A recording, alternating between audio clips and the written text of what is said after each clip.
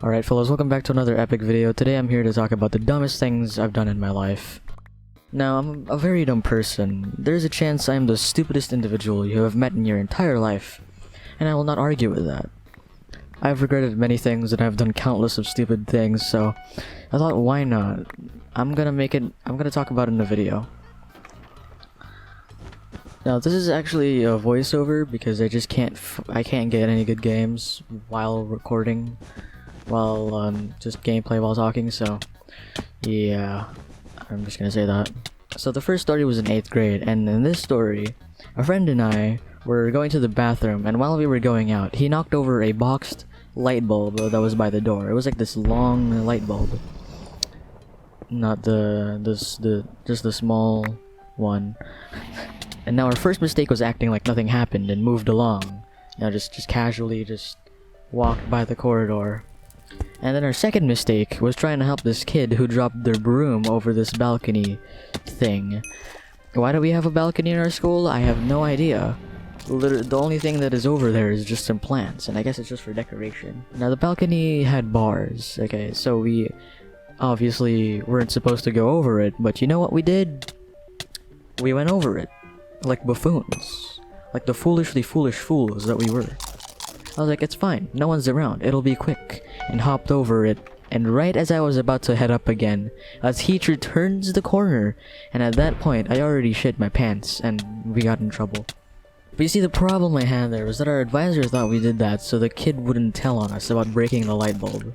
My friend and I's intentions were purely to help the child, but unfortunately, we just did it in the dumbest way possible. Instead of, you know, I don't know, maybe calling the janitor, you know, that would be very smart of us to do, but we didn't do that.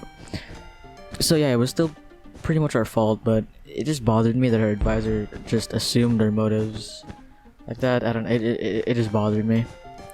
Second story was in 9th grade, and it was in dismissal. Me and the boys heard our friend was gonna have a party at KFC, which was just right beside our school, literally just right next to it, because our school is very wide and you can just walk there, and then across from it is a McDonald's, so people go there for parties usually, but I don't really attend the parties because that's social interaction and I don't support that. But yeah, now I'm not usually allowed to commute, so that was already a mistake going there instead of taking the bus. But I had my reasons, okay? The school bus is literally the 9th circle of hell, and it is chaos in there. And I'd rather eat chicken at KFC with my friends than have my ears bleed and go home with a headache. You know, sometimes I just have homework to do, and I just wouldn't be able to do it because of just the amount of noise the children in the bus produce. It's like we have speakers in the bus. People can just hear the screams of the children. That's just so weird, out of context.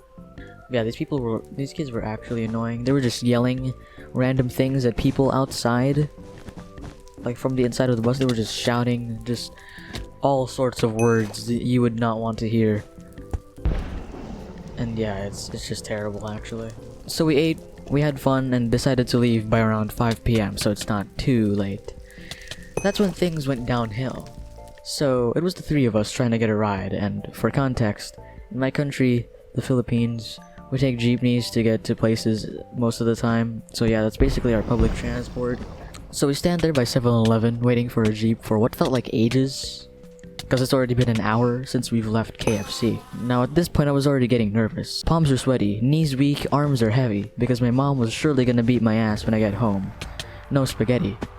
So my friend decided to just call my mom and tell her the situation and the fact that we were on our way home soon.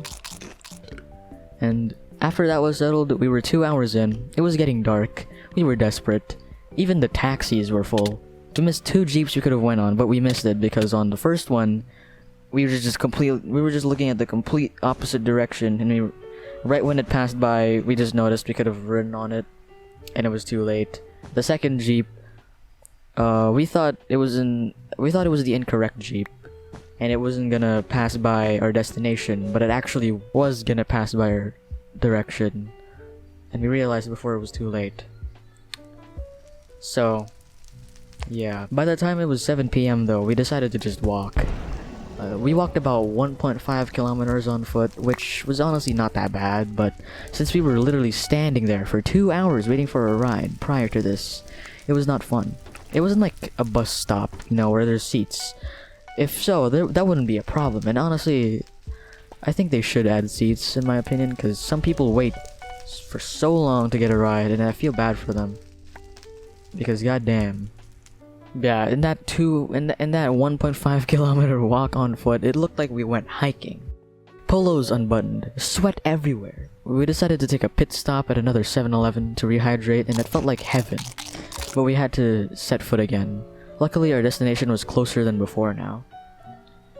My other friend who called my mom went with me to my house, and my other 2 friends took a jeep. I guess calling my mom paid off, because I'm pretty sure if I didn't, I would have been super dead.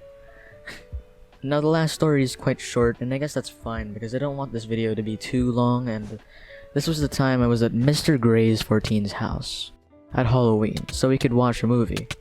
If you were wondering, we watched Eli. It was pretty good. I recommend it if you haven't watched it. So we were all at his house having fun, and the topic of me not knowing how to cook was brought up. Yes, this already doesn't look good. You may know where this is going. So we were in the kitchen. Grace prepared me an old egg. I was intimidated. The pan was on the stove, and the egg was in my hand. Fork on the other hand. I told my friend to record because I already knew this was going to be a historic moment in my life. I got my fork and cracked the egg, clenched my booty a bit, and... What do I do? Open it! Bro! Wait, what do I do? Open it! Open it! What do you mean? Oh, no! It's too high! Put it down! Yeah, that was my first cooking experience. I'm not gonna lie to you. That was the first time I've tried to cook an egg. Now I managed to cook a pancake recently. Yay! Didn't miss the pan this time, because this time it was a bowl. And there was absolutely no way I could have missed it. There was some eggshells in the thing, but you know, at least I didn't miss. Because I was doing it on a table, and that would be even worse. So yeah, that's pretty much gonna do it for the whole video. Hope you guys enjoyed. And if you did, subscribe and smash like, and if you guys didn't enjoy, then subscribe and pulverize that dislike button. Thank you guys for watching. I'll see you guys next week. Have a nice day. Goodbye.